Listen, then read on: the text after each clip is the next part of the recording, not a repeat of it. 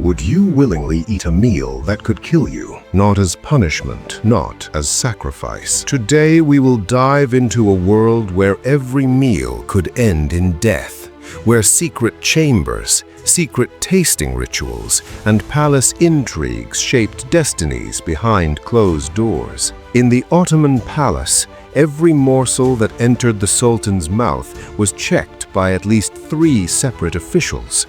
However, among these, there was one class that was most critical, bound to secret protocols: the poison testers, also known as the silent shadow servants. In official records, their names often don't even appear. Their duty was to taste the Sultan's food and drink a few seconds before the Sultan. These people were called those who took the oath of absolute loyalty in Topkapı Palace. Against successive poisonings, each tester would also watch over another tester. According to information learned from the archives, the Çeşnigirs was not merely a food taster, but was considered the person at the beginning of the Sultan's survival chain. In Ottoman palaces, in the 4th courtyard of Enderun, under the Has kitchen section, they had a special room. This room was called Sukut Oda, room of silence.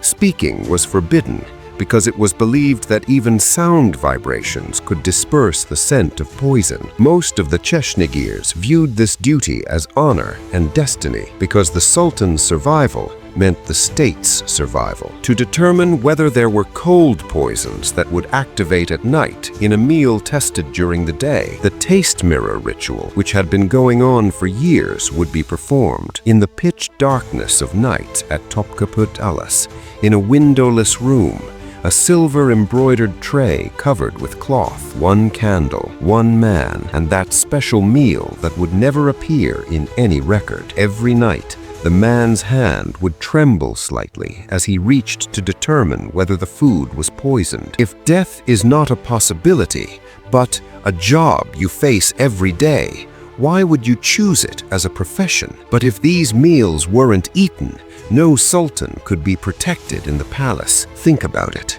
You're checking whether a feast specially prepared for the Sultan is poisoned. Your heart is pounding, not because of the spices, but because every bite could be your last bite. Life was like this in the Ottoman shadow feast.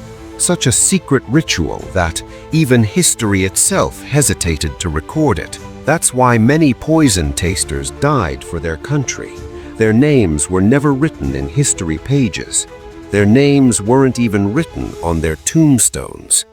Another thing whispered in the palace harem at night was the taste mirror, a deep mystery that no one would even confirm the existence of, that even the Ottoman Empire that recorded every step in written history did not put to paper. Tonight, we're entering the corridors where silence meant survival, where food changed people's lives, and where one man's death could mean the continuation of another man's kingdom. Tonight, we will meet the mysterious people who checked whether the food was poisoned before the Sultan, the Çeşnigirs, and their mysterious lives. At the end of this journey, you will never look at Ottoman feasts the same way again. For centuries, Ottoman sultans sat on the throne of both power and paranoia. Their palaces were not only the center of governance, but also the headquarters of intrigue. Guests from many countries were hosted, and countless feasts were held. Take a map of Topkapı Palace in your hand. You will see wide courtyards, pavilions, gardens, and secret rooms. However, deep inside, far from the sight of diplomats and ambassadors, another world lay. The Matbaa-i Amire kitchens, the Sultan's private banquet halls. These kitchens were like a beehive of hundreds of people, cooks, assistants, suppliers, and the most mysterious of all, the Çeşnigirs, the Sultan's food tasters. They were chosen not just for their palates or their loyalty, but for a much more complex reason. The word Çeşnigir means the owner of taste in Persian. They were not ordinary servants. They were the guardians of the Sultan's meals, standing between life and death, shadows walking in secret corridors where others dared not enter. In the Ottoman palace, poison was not the weapon of the desperate, it was the weapon of the intelligent. A knife leaves traces. An accusation requires witnesses. A conspiracy requires accomplices who could betray you. But poison? Poison is patient. Poison is silent. Poison can wait for weeks, even months, accumulating in the body like a rumor spreads in a crowd, slowly, invisibly, until it becomes undeniable. By that time, the one who administered it would be long gone, or worse, still standing beside you, wearing concern like a mask. Every meal was a question. Every bite was a worry. Every cook, every servant, everyone who suggested a meal existed in such a complex web of suspicion that even innocence looked like a carefully maintained performance. But men who would taste death before it reached the Sultan's throne. The tasters were not ordinary people. The Sultan's life depended on their senses. They would be taken into training from a young age and secretly raised. Health checks would be performed by a physician every morning. The tasters would constantly consume low doses of poison and develop their immune systems. This is called Mithridatism today. Imagine living with about a 10% chance of death at every meal, and you're doing it knowingly. That's why the palace created a system. First, the meals would wait in a secret tasting room, clear, silent, invisible. The Çeşnigirs, along with a small group of assistants, would enter the room within a circle of silence as heavy as prayer. Here, meals were presented not as delicacies, but as potential threats. Some foods would be heated with herbal elixirs believed to neutralize poison. Some wines would be poured into containers dipped in bitter almond extract, which was believed to interact with poisons at that time. Every sip, every bite could reveal a deadly truth with sudden pain, a burning sensation, or a delayed symptom of illness. Throughout history, we find recorded protocols in the traditions of sultans for this risk. Historians recorded tasters who poured wine into a basin and tasted it by drinking.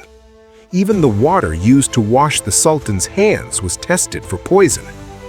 These rituals were not empty superstition. They arose from centuries of palace paranoia, poisoned rings, and subtle conspiracies hidden in banquet halls. Tasters would both highly develop themselves and put themselves at risk to detect these poisons. They would check poisonous plants with the tip of their tongue and pray that they wouldn't cause cold burning. Or the food would be dripped onto a small copper plate. If there was a color change, the probability of poison was high. While doing these, they would never speak, never mention names, never reveal themselves. They would live like a secret family inside the palace. No one knew who they were. Their titles were not heard. Their names were not recorded. What made them powerful was being unknowable. In the palace hierarchy, the head taster bore the title Çeşnigirs Başı. They were among the palace's most favored people. They could meet directly with the sultans. Their families would be placed in competent positions within the state. Their worldly desires would be fulfilled immediately, but because they had to taste every morsel of the sultan, the water he drank, the fruit he would eat, even an evening feast, they lived face to face with death. These were not slaves. They were generally the most elite, educated, and competent people raised within the palace system, but they had no relatives outside the palace they could reach. They had no brother who could sell information. They had no father who could be bribed. They had no wife whose pillow talk could reach the wrong ears. They were alone. Even their names were not mentioned or used. Although they dedicated themselves to keeping the sultan alive, they were always tested too. Sometimes with a poisoned meal, sometimes with secret information conveyed to them.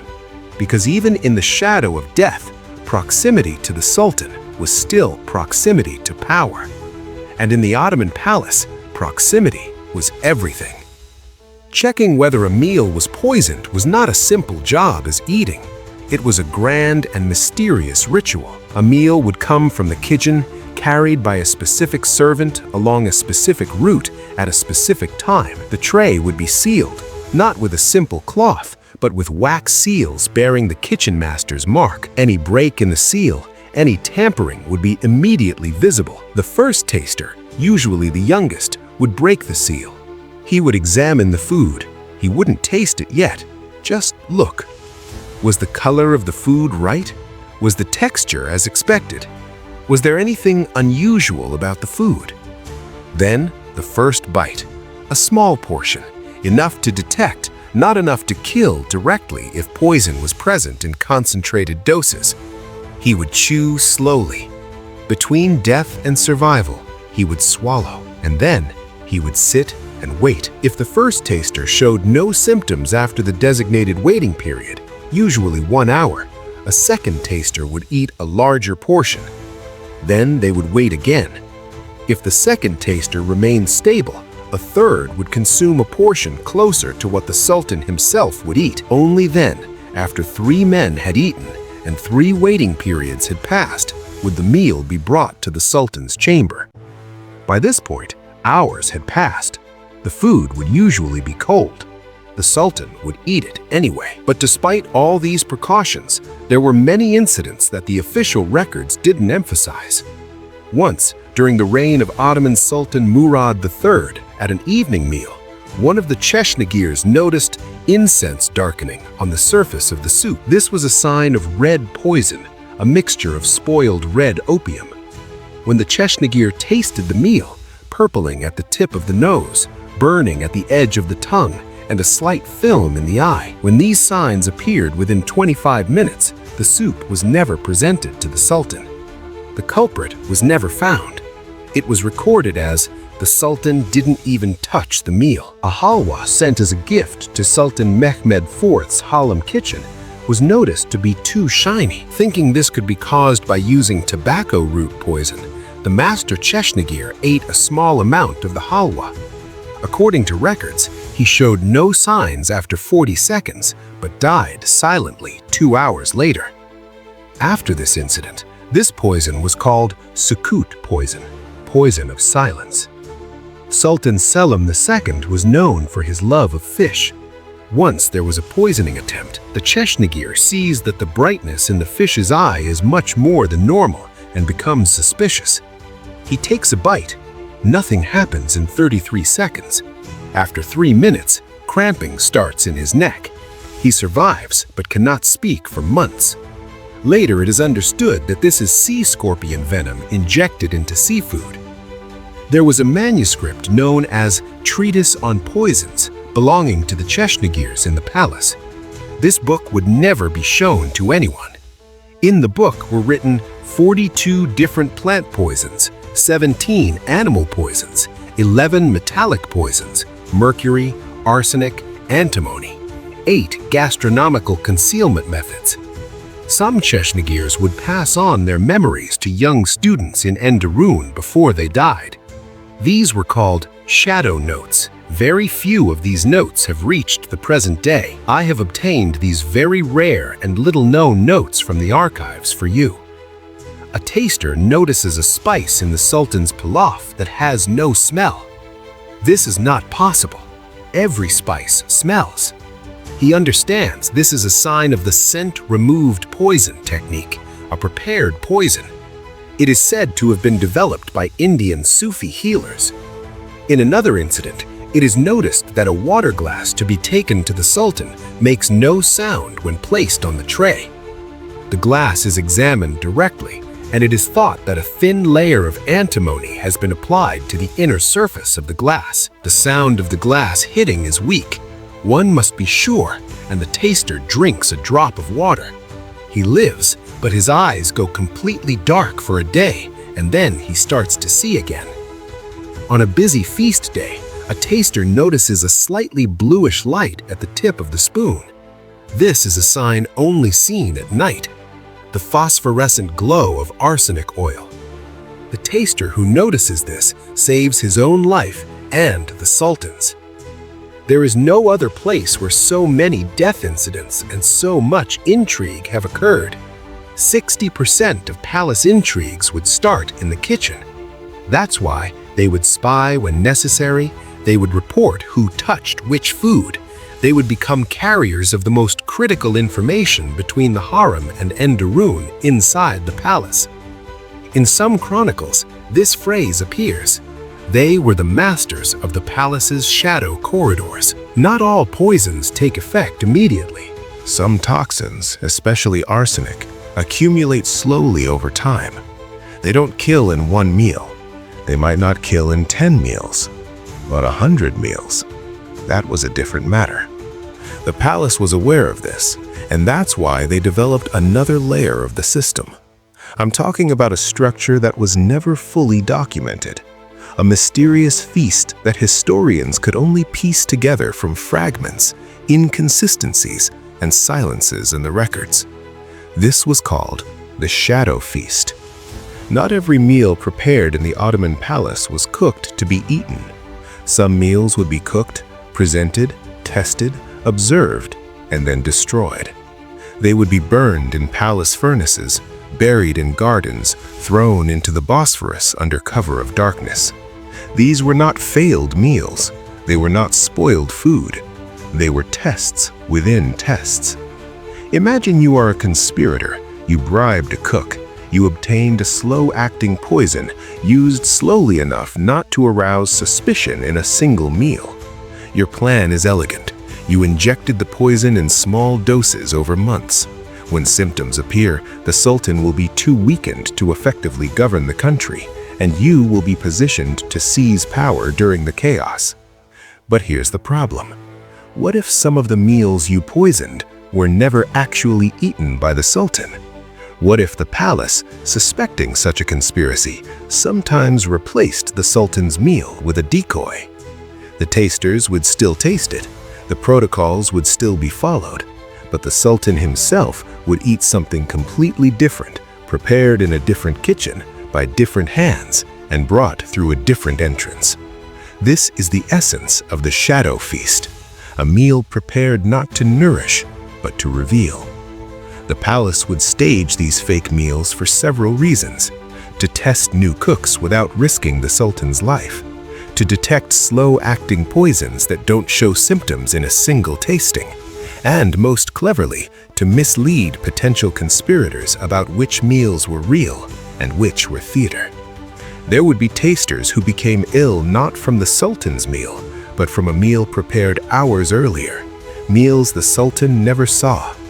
These tasters would be removed from service, treated secretly, and if they survived, would be reassigned to distant palace kitchens or provincial posts.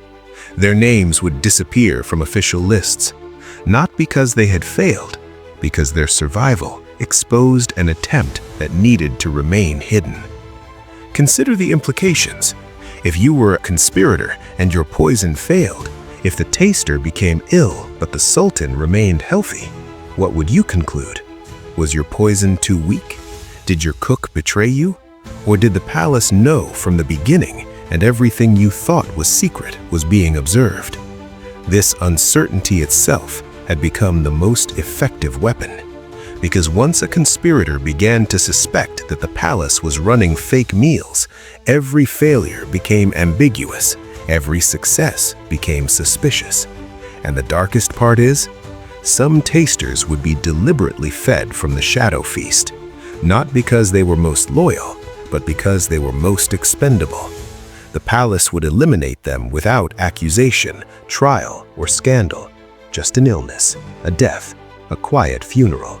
And the record would show he died while serving the Sultan, an honorable end. I must mention a mysterious legend here, a ritual performed in the deep chambers of the harem. It was called the Taste Mirror. The harem was not just the Sultan's private chambers. A courtier was always a courtier in any condition.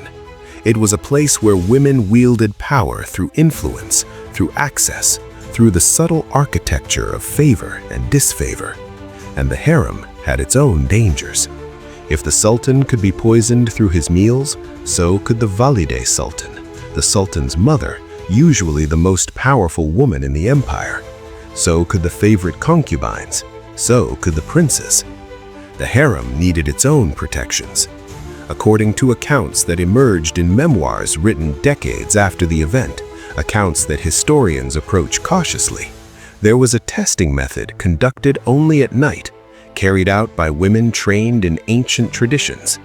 2 identical plates would be prepared. One would be eaten by a designated taster. The other would be observed. Not eaten, observed. The plate would always be checked with candlelight. It would be placed near the candle's light, and its surface would be examined for changes. Were oils separating in unusual patterns? Was the sauce thickening at the edges? Were certain ingredients shining differently than expected? They would place a silver spoon in the food and watch for tarnishing. Silver would react to sulfur compounds found in some poisons. Of course, not to all poisons, and that's why it wasn't always reliable. They would hold the plate near steam and observe how the vapors rose, straight or curling, clear or a little cloudy. And then they would watch the reflections. The polished silver tray beneath the food would serve as a dim mirror, and when certain poisons were present, they would cause distortions in that reflection. Not in the food itself, the poison would reveal itself in the mirror. The Ottoman palace preserved knowledge from Byzantine traditions, from Persian physicians, from Arab alchemists. They had access to techniques and observations that would not be formally documented in Western science for centuries. Is it possible that they discovered a correlation between certain toxins and optical phenomena, something they understood empirically but could not explain scientifically? Or was the taste mirror a psychological tool designed to make potential poisoners believe they were being watched by forces beyond ordinary perception? What we know is that the ritual existed. Multiple sources refer to it indirectly. Because if you were planning to poison someone in the harem and you had heard whispers of the taste mirror, you didn't risk your own life. This mystery still protects itself. So why did they accept this role? In the Ottoman system, access was everything.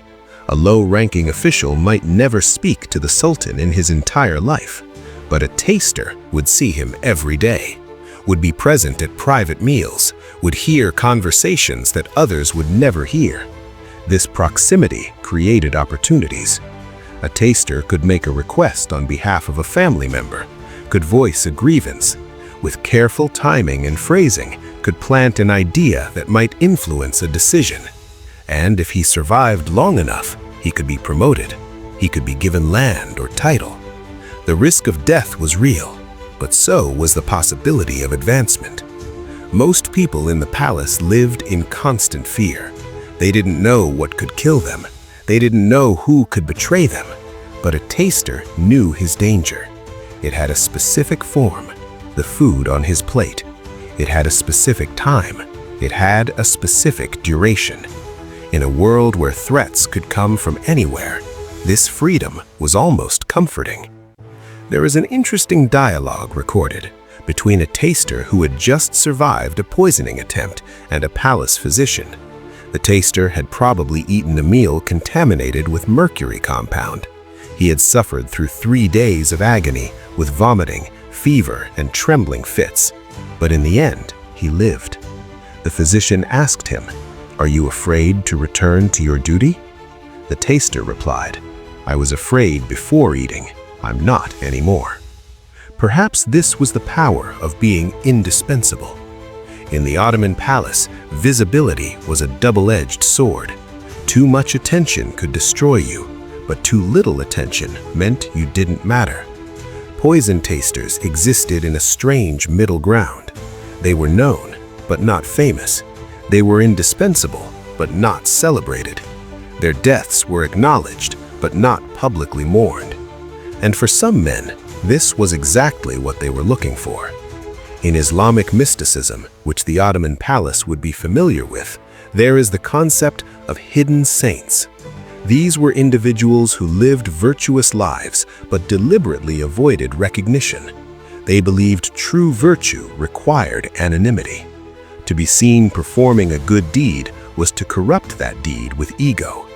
The highest form of service was service that no one witnessed, service that might never be recorded, service that appeared to the outside world as nothing at all. Some poison tasters understood and performed their role through this lens. If you were in their place, would you eat that meal? Would you lift that spoon? Would you swallow and wait and trust that your body's surrender had value, even if no one knew? If we're honest, most of us would say no. But the tasters said yes. Every day, every meal, every silent hour of waiting. They said yes. If we look at it from the most fundamental perspective, the Ottoman palace was a machine of secrets, and the tasters were cogs in that machine, whether they knew it or not. Midnight, Topkapi Palace. The meal has been tested. The taster sits in darkness, waiting for symptoms that may or may not come. Outside this room, the palace continues. Courtiers are scheming, servants are whispering. The Sultan is sleeping, or not sleeping, behind doors guarded by men who would die for him. But in this room, there is only waiting. The taster doesn't know if tonight's meal is clean. He doesn't know if he will wake up tomorrow. He doesn't know if his name will be remembered. But he knows his function. And in a world of uncertainty, that is enough. History remembers the sultans. We know their names, their conquests, their failures, their monuments. But the sultan's survival depended on the man who ate first, the man whose stomach was the final wall between chaos and order, the man whose silence allowed the empire to continue, the man who lifted the spoon every day, knowing what it could cost. Not in history books, but in the spaces between the words, in the meals that were eaten, in the moments of crisis that never came, in the Sultan's long reign. And still, somewhere in the shadows of the palace, another meal is already being prepared. So who do you think are the poison tasters of the modern century? How do they do this? Do these traditions continue? I'm waiting in the comments. Don't forget to stay tuned, subscribe, at least leave a comment, give a like.